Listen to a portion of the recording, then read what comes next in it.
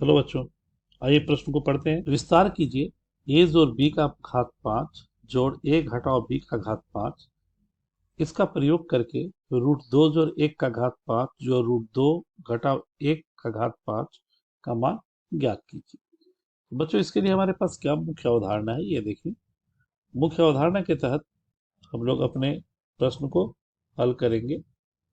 मुख्य अवधारणा के तहत द्विपद प्रमेय का विस्तार। ए जोड़ बी का घात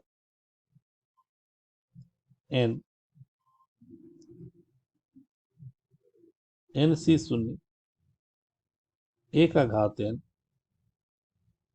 n सी एक ए का घात n घटाव 1 b n सी दो ए का घात n घटाव 2 b घात 2 n सी तीन n घटाव 3 b का घात 3, so dot dot dot n सी n b का घात n समीकरण 1 तथा a घटाव b का घात n सी शून्य ए का घात n घटाव n सी एक ए का घात n घटाव 1 b n सी दो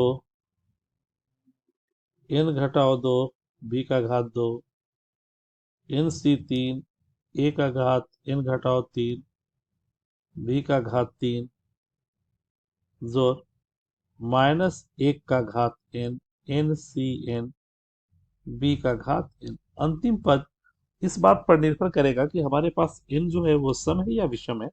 यदि सम है तो अंतिम पद धन के रूप में, और अगर n विषम है तो अंतिम पद ऋण के रूप में हमें प्राप्त होंगे। साथ ही साथ a जोड़ b घात n जोड़ a घटाव b का घात n जोड़े तो दूसरा पद चौथा पद ये कटता चला जाएगा, और पहला तीसरा यानी कि जितने भी विषम पद है वो हमें मिलेंगे। n सी शून्य a का घात n जोड़ n सी दो a का घात n घटाव 2 b का घात 2 जोड़ n सी चार a का घात n घटाव 3 b का घात n घटाव 4 और b का घात 4, इसी प्रकार आगे बढ़ते हैं। तो अपनी इस मुख्य अवधारणा के आधार पर अब हमारे पास दिया हुआ प्रश्न जो है, दिया गया प्रश्न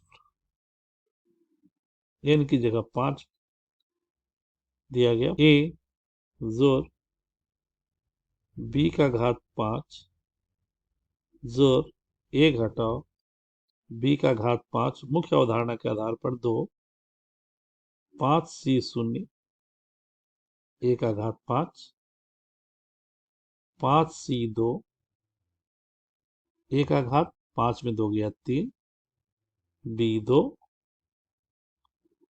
5 सी 4 a का घात a b का घात 4। इसके बाद 5 सी 5, चूंकि हमारे पास जो घात है वो विषम है, तो अंतिम पद जो होगा ऋण, इसमें अंतिम पद धन, तो वो कट जाएगा 5 सी 5 वाला, तो हमारे पास ये बचा। तो अब इस आधार पर जो हमारे पास प्रश्न है जिसे हमें निकालना है, √2 जोड़ 1 √2 घटाव 1, तो √2 जोड़ 1 का घात 5 जोड़ √2 घटाव 1 का घात 5, इस यानी ये हो गया 2।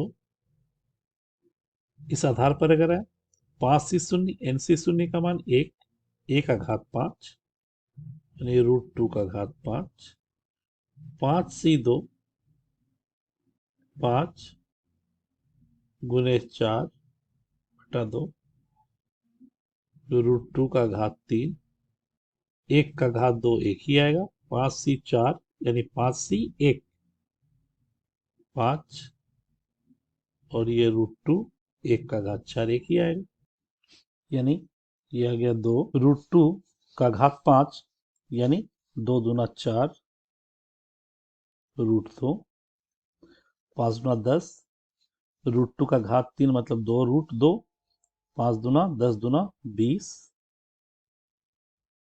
√2 जोड़ 5 √2 अर्थात 2 गुने 20 60 24 5 29 √2 यानी 29 दूना 58 √2 जो हमारे इस प्रश्न का अभिष्ट उत्तर हुआ। अतः √2 जोड़ 1 का घात 5 जोड़ √2 ऋण 1 का घात 5 बराबर 58 √2 जो हमारे इस प्रश्न का अभिष्ट उत्तर है। अतः दिए हुए मुख्य अवधारणा के आधार पर हम लोगों ने √2 जोड़ 1 का घात 5 जोड़ √2 घटाव 1 का घात 5 बराबर 58 √2 निकाला, जो हमारे इस प्रश्न का अभिष्ट उत्तर है।